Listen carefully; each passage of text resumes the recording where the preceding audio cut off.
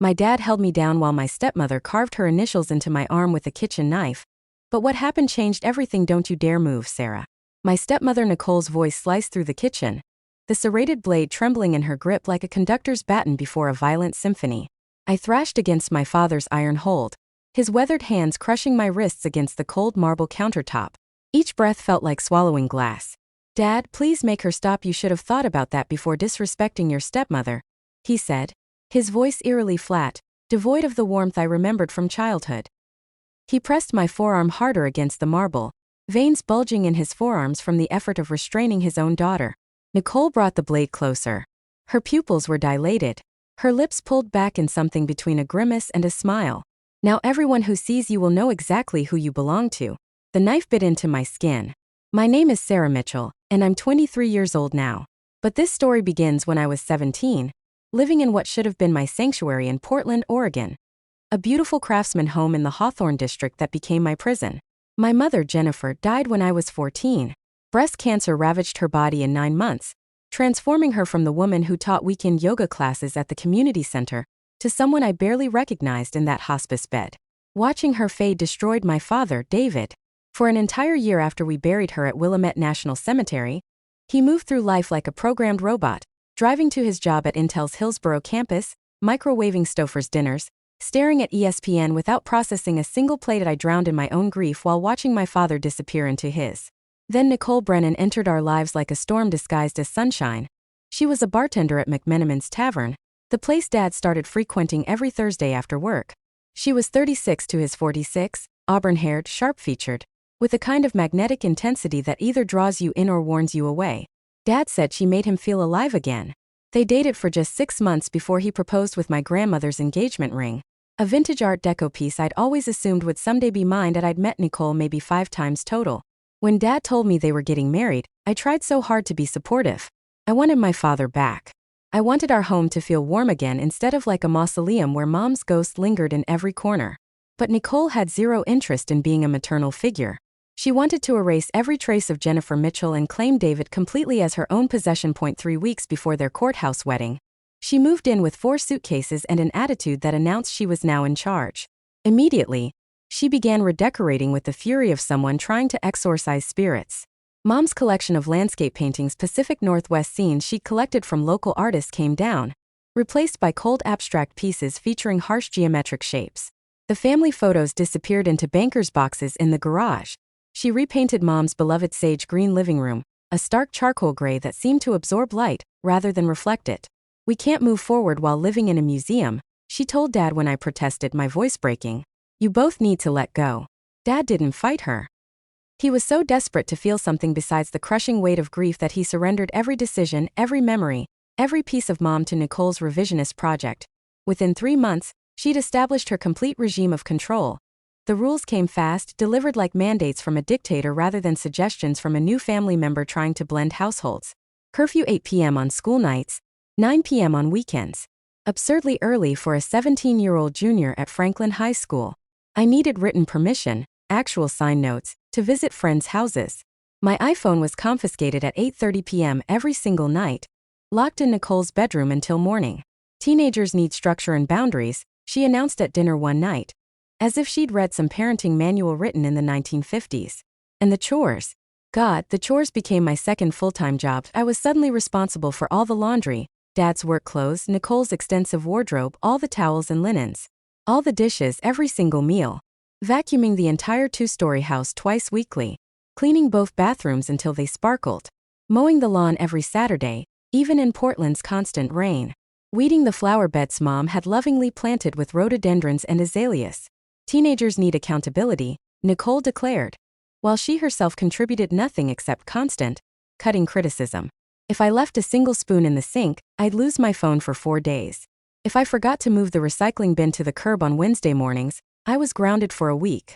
Once I accidentally left a damp towel on my bedroom floor, my own private space, and she burst in screaming about mold and disrespect, extending my grounding to 2 weeks. Whenever I pushed back even slightly, she'd twist the narrative to Dad with Academy Award-worthy performances. Sarah was incredibly disrespectful today, she'd say with manufactured tears glistening in her eyes. She called me names and refused to help around the house. I'm trying so hard, David, but she absolutely despises me. Dad would confront me, already convinced of her version of events, his jaw set in that stubborn way I'd come to dread. You need to give Nicole a fair chance, Sarah. She's trying to build a family here. She's trying to replace Mom. I'd shout back, my voice cracking with frustration and grief. Your mother is gone, Sarah. His words felt like physical blows. Nicole is here now, and you need to accept that reality. But the rules and chores were just the foundation. The emotional attacks escalated gradually, so slowly I almost didn't notice the pattern until I was drowning in it. Nicole would make cutting remarks about my appearance while I ate breakfast before school. Those jeans are getting pretty snug, sweetie. Maybe skip the bagel? Or that hairstyle really doesn't do anything for your face shape. Don't you want boys to notice you? She'd compare me constantly to other girls, holding up impossible standards like weapons. Nicole's coworker's daughter is your age, and just got a modeling contract with a Portland agency. What exactly are you doing with your life besides being mediocre? Every minor mistake became grounds for severe punishment that seemed wildly disproportionate.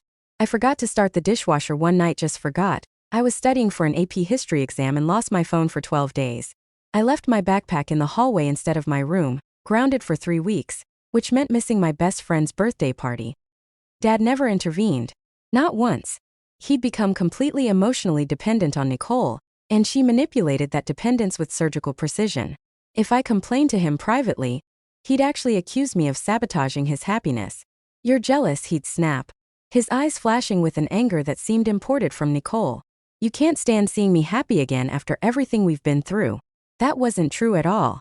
I just wanted someone who didn't make every single day feel like walking barefoot through a field of broken glass, never knowing which step would cut deepest. Things turned physical for the first time right after my 18th birthday, a milestone that should have meant freedom, but instead marked a darker escalation. I came home 25 minutes past curfew because my friend Kristen's Toyota Camry broke down on I-84, and we had to wait 40 minutes for AAA roadside assistance in the dark. I'd called twice to explain the situation, leaving detailed voice messages, but Nicole had dismissed my explanations like swatting away an annoying fly. When I finally walked through the door, she was waiting in the entryway like a predator, arms crossed over her chest, eyes glittering with something that looked almost like anticipation. You're late. I called twice. Kristen's car completely died on the interstate. I don't accept excuses. You deliberately broke the rules. It was 25 minutes, and it wasn't remotely my fault. She slapped me hard across the face. My head snapped sideways from the impact, my cheek instantly burning. I stood frozen in absolute shock, my hand slowly rising to touch my stinging skin. The world seemed to tilt slightly on its axis. You just hit me, I whispered, barely recognizing my own voice. And I'll do it again if you disrespect me, she hissed, grabbing my upper arm with clawed fingers that dug into my flesh like talons. You live in this house because I allow it. Don't you ever forget that. I ran to my bedroom and locked the door, my entire body shaking so violently, I thought I might actually fall apart. When Dad came home from his evening shift at Intel, I showed him the crescent-shaped nail mark still visible on my arm and told him exactly what happened, my voice trembling but clear. He barely glanced at the evidence. What did you do to provoke her? I came home 25 minutes late because Kristen's car broke down on the interstate. I called. Nicole said you were mouthy and defiant. She's trying to teach you respect by hitting me? One slap isn't abuse, Sarah. Stop being so melodramatic about everything. Apologize to Nicole sincerely, and this will blow over. I didn't apologize. It didn't blow over. Over the following months, the physical incidents multiplied like a metastasizing cancer. A violent shove against the hallway wall here. A vicious hair pull there, making my scalp scream with pain. Always followed by Dad taking Nicole's side without question. Without even a moment's hesitation, she'd grab my arms hard enough to leave distinct finger-shaped bruises that I photographed secretly on my iPhone, building a hidden documentation of abuse. She'd yank my ponytail when she was angry, jerking my head back sharply. Once she threw a ceramic coffee mug that shattered against the wall mere inches from my head, white shards exploding like shrapnel. I started wearing long-sleeved shirts constantly, even during Portland's brief, precious summers. I stopped inviting Kristen over because the shame felt suffocating. I counted down calendar days obsessively until I could escape, marking them off like a prisoner tracking their sentence. My school counselor, Mr. Harrison, noticed something was wrong. He pulled me aside after I fell asleep during third-period calculus for the 5th time in 3 weeks. Sarah, are you all right? You seem exhausted and completely distracted lately.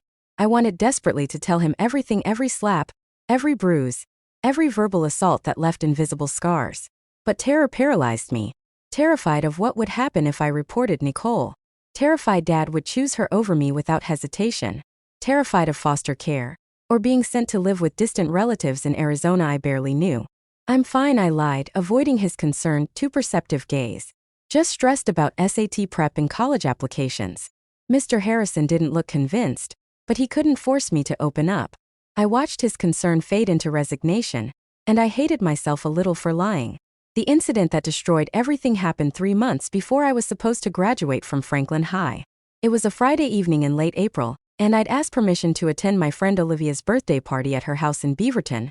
Just pizza, movies, and a sleepover with 6 girls I'd known since middle school. Dad said yes without hesitation. Nicole overruled him immediately. She has chores that need finishing, Nicole announced from the living room, not even looking up from her laptop. They're not done properly. I finished everything yesterday afternoon. I protested, feeling that familiar frustration building in my chest. I checked off the entire list you gave me, not to my standards. You'll redo everything and stay home tonight. Something inside me snapped. Months of accumulated abuse of being controlled, hurt, diminished, and treated like property rather than a person, erupted like a long dormant volcano finally reaching its breaking point. You're not my mother. You don't get to tell me what to do. The temperature in the room seemed to drop 20 degrees instantly. Nicole slowly closed her laptop, her movements deliberate and predatory. Her eyes narrowed dangerously. What did you just say to me? My heart pounded, but I couldn't stop now. I said you're not my mother. You never will be. You're just some woman my dad married who treats me like garbage every single day.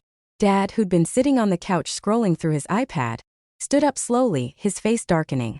Sarah, apologize immediately. No, the word exploded from me. She hits me, Dad. She hurts me constantly, and you let her do it. You just stand there and let her. Nicole walked toward me with terrifying calm, her voice dropping to a deadly quiet whisper that somehow felt more threatening than screaming. You ungrateful little brat. After everything I've done for you, you've done nothing but make my life hell. That's when she grabbed the chef's knife from the wooden block on the kitchen counter. I froze completely, my breath catching in my throat. Dad froze too, his eyes widening. You need to learn some respect, Nicole said, advancing toward me with the 8-inch blade catching the overhead lights, making it gleam like something from a nightmare. And I'm going to teach you a lesson you'll never forget. Nicole, put the knife down, Dad said, but his voice wavered with uncertainty rather than any real authority. He sounded almost confused, like he'd woken up in the middle of someone else's life. No. She needs to understand who this family belongs to. She needs to be marked so she never forgets her place. I backed away slowly, my heart hammering so violently I could feel my pulse in my throat, behind my eyes, everywhere. Dad, do something. Please. But instead of stopping her, instead of protecting his own daughter, Dad moved behind me and grabbed me from behind. His hands closed around my wrists like steel handcuffs, and he dragged me forcibly toward the kitchen island, my feet sliding uselessly across the hardwood floor Mom had insisted on installing. Dad, no, what are you doing? I screamed, thrashing wildly against his grip with every ounce of strength I had. Hold her still, Nicole shrieked, the knife trembling in her raised hand. She needs to learn who this household belongs to. I fought against my father's grip with desperate, animal panic, but his hands were like iron vices around my wrists. Years of working with computer equipment and weekend carpentry projects had made him far stronger than me. Dad, please stop her, I begged, tears streaming down my face, my vision blurring. Please, I'm sorry, I'll apologize. Just please, you should have thought about that before you disrespected your stepmother, he said coldly, forcing my right forearm flat against the cold marble countertop. His voice sounded hollow, like he'd stepped outside himself. Nicole pressed the serrated edge of the blade against my skin, her face twisted with rage and disturbing satisfaction. Now everyone will know you're marked by me. You belong to this family. The pain was immediate, unbearable, and unlike anything I'd ever experienced. She carved an into my forearm, the knife cutting through skin and tissue as I screamed until my throat went raw, until my voice cracked and broke. Blood welled up instantly, running down my arm in warm streams onto the marble, creating abstract patterns. Dad held me down through all of it, his face completely blank, like he detached entirely from reality or morality or basic human decency. When Nicole finished the N, she started on the B for Brennan. I was sobbing uncontrollably, begging incoherently, trying desperately to wrench myself free, but Dad's grip never loosened even slightly. His fingers pressed bruises into my wrists that would last for weeks. Finally, after what felt like hours but was probably 90 seconds, Nicole stepped back, admiring her bloody handiwork, 2 grotesque letters carved into my flesh, still bleeding freely. "There," she said with disturbing satisfaction, slightly breathless. "Now everyone will know exactly who you belong to." Dad released me suddenly, and I collapsed onto the tile floor, clutching my mutilated, bleeding arm against my chest. The physical pain was excruciating, waves of agony radiating up my entire arm, but the emotional devastation was infinitely worse, the soul-destroying realization that my own father had just helped someone permanently mutilate his daughter. "Clean that blood off my counter," Nicole ordered, gesturing dismissively at the crimson streak staining the marble. "And don't even think about going anywhere tonight." She walked calmly out of the kitchen like she just finished meal prep, humming softly. Dad stood there for a long moment, looking down at me crumpled on the floor in a spreading pool of my own blood, and then he simply followed her without a single word. I sat on that kitchen floor, blood soaking through my sleeve, and I knew with absolute certainty that I had to escape. This wasn't my home anymore. These weren't my family. I was in immediate danger. My hands shook violently as I wrapped my arm tightly in a kitchen towel, the white fabric immediately staining red. I grabbed my iPhone with trembling, blood-slick fingers. I could barely type through the shaking, but I managed to text my best friend Kristen. "Emergency. Need help now. Can you come get me?" She responded within 30 seconds, "OMW. Are you okay?" "No. Just hurry. Please." 20 minutes felt like 20 hours. I shoved clothes, documents, my laptop, and chargers into my school backpack with one hand while pressing the increasingly blood-soaked towel against my arm with the other. When Kristen finally knocked on the door, 3 quick raps.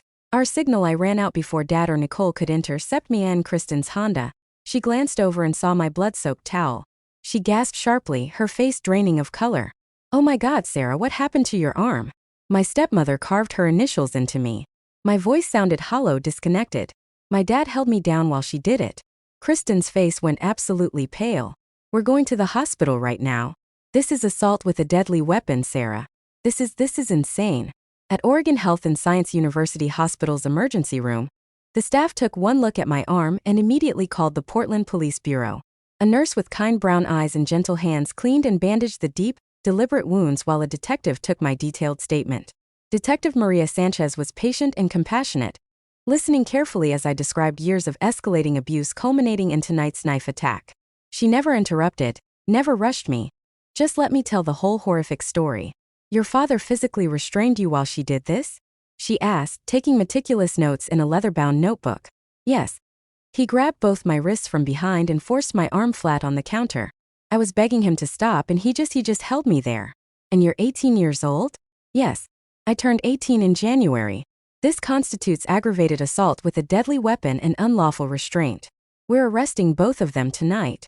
I felt simultaneous relief and terror crash over me in waves. Relief that it was finally over, that someone believed me. Terror about what came next, about testifying, about where I'd live. The police went to my house that night with a warrant and arrested both Dad and Nicole. They were charged with aggravated assault with a deadly weapon, unlawful restraint, and Dad was additionally charged as an accomplice to assault. The prosecution argued they'd acted in concert that made Dad equally culpable. I stayed with Kristen's family while the criminal case moved forward through Oregon's court system. Her parents, Carol and Stephen, were incredibly supportive, treating me like their own daughter without question or judgment. "You're safe here for as long as you need," Carol told me, hugging me carefully to avoid my bandaged arm. "You're family now." The scarring on my arm was permanent and disfiguring. The N and B were raised, angry red welts a constant, visible reminder of their brutality. A plastic surgeon at OHSU said they might fade somewhat over years, but would never fully disappear. I'd carry their mark forever. The criminal trial happened 9 months later. I had to testify for 3 hours, describing in excruciating detail what Nicole and Dad had done. It was humiliating and re-traumatizing, reliving the worst moment of my life in front of a courtroom full of strangers, reporters, court artists sketching my testimony. Nicole's attorney tried desperately to paint me as a troubled, rebellious teenager who'd provoked the incident. My client was attempting to discipline a defiant young adult, and the situation escalated beyond her control, he argued with theatrical gestures, but the prosecution had overwhelming evidence. Deep cuts deliberately spelling out initials, defensive wounds and bruises on my wrists from where Dad had restrained me, my testimony from Kristen and her parents about my condition when I arrived, and even testimony from my school counselor about behavioral changes he'd noticed. The jury deliberated for 6 hours. Guilty on all counts. Nicole was sentenced to 16 years in Oregon State Penitentiary. Dad, as an accomplice who'd physically restrained me but hadn't wielded the knife himself, received 12 years. At sentencing, Judge Roberts addressed them both with barely contained fury. What you did to your daughter was barbaric and absolutely unforgivable. You branded her like livestock, permanently scarring her both physically and psychologically. This court finds your actions utterly reprehensible and a betrayal of the most fundamental duty of parenthood. Dad looked directly at me during sentencing, tears streaming down his weathered face, making him look ancient. Sarah, I'm so incredibly sorry. I don't know what I was thinking. Please forgive me. I didn't respond. There was nothing to say. Some betrayals are too fundamental to address with words. Nicole showed absolutely no remorse whatsoever. She glared at me with pure, undiluted hatred, like this entire situation was somehow my fault, like I'd victimized her by reporting what they'd done. After the sentencing, I tried to rebuild my shattered life piece by piece, day by day. I graduated from Franklin High with honors despite everything. I moved into a small studio apartment in Southeast Portland when I turned 19, working part-time at Powell's Books while attending Portland State University. I got accepted with academic scholarships and financial aid that made it possible. Therapy helped tremendously. My therapist, Dr. Angela Chin-Waite, I need to change that name. Dr. Angela Foster specialized in trauma and helped me process not just the attack itself, but years of accumulated abuse that had preceded it. What they did wasn't your fault. She'd remind me every single session, her voice steady and certain. Nothing you did or said justified that response. Nothing. I understood that intellectually, but emotionally, I still battled crushing guilt and shame that would ambush me at unexpected moments. The scars on my arm were a constant visible reminder that drew stares, invasive questions from strangers, pitying looks. I usually said it was from a car accident because explaining the horrific truth was too painful, too complicated, too much. But gradually, painfully, over time I reclaimed the narrative. The scars became a symbol of survival rather than victimhood. I'd survived something unspeakable and emerged on the other side. Still standing, still fighting, still building a life. Dad wrote me letters from Coffee Creek Correctional Facility, long, rambling apologies about how Nicole had manipulated him, how he'd lost himself after Mom died, how he'd catastrophically failed me as a father. Pages and pages of justifications and regrets. I didn't read most of them. Dr. Foster said I didn't owe him forgiveness, and I wholeheartedly agreed. Forgiveness isn't mandatory for healing. 4 years into his sentence, Dad's attorney contacted me through Carol and Stephen. Dad wanted to meet face-to-face to apologize properly. I thought about it for weeks, weighing the options carefully. Part of me wanted closure.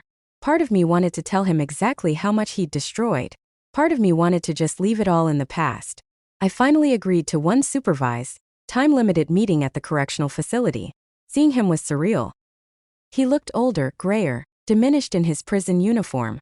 Prison had broken him down into something smaller, less substantial than the father I remembered.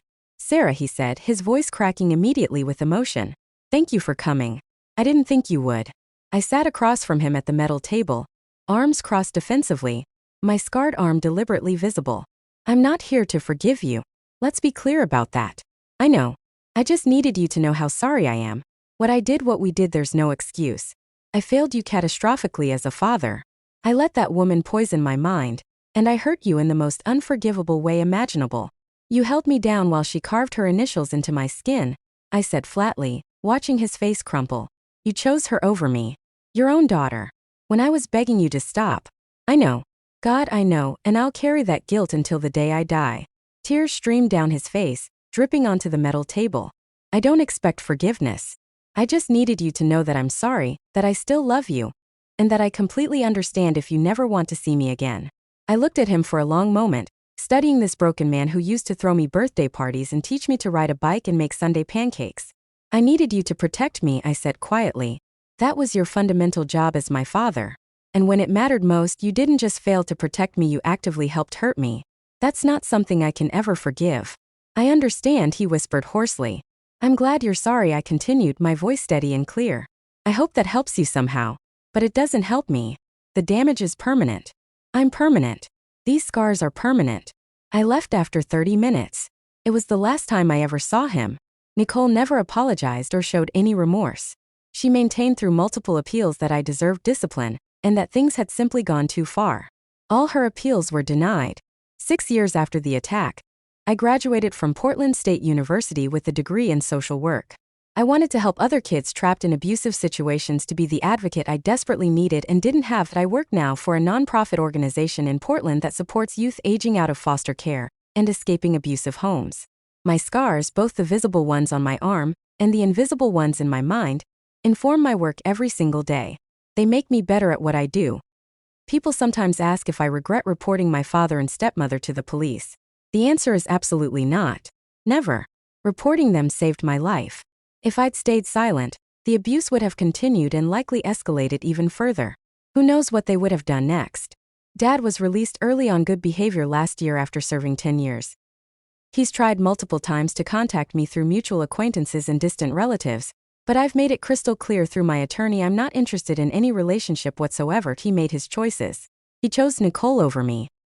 He chose to hold me down while she mutilated me. Those choices have permanent, irreversible consequences.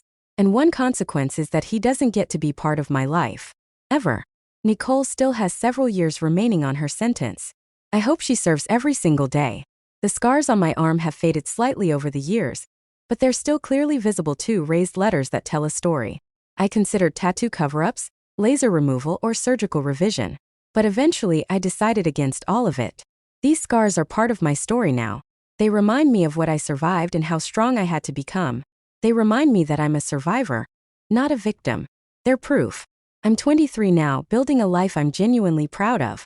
I have friends who love and support me unconditionally. I have a career that fulfills me and gives me deep purpose.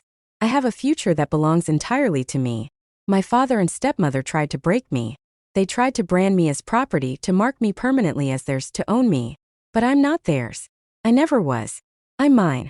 And these scars prove I survived them. So I'll ask you this: if your parent helped someone physically assault and permanently scar you, would you ever be able to forgive them? Or is that a betrayal too deep, too fundamental to ever overcome? How do you move forward when the people who were supposed to protect you become the ones who hurt you most? I found my answer. I moved forward by choosing myself, by refusing to let them define me, by turning my pain into purpose. These scars on my arm, they're not a mark of ownership, they're a testament to survival. And I wear them as proof that I'm still here, still fighting, still growing, still becoming exactly who I was meant to be.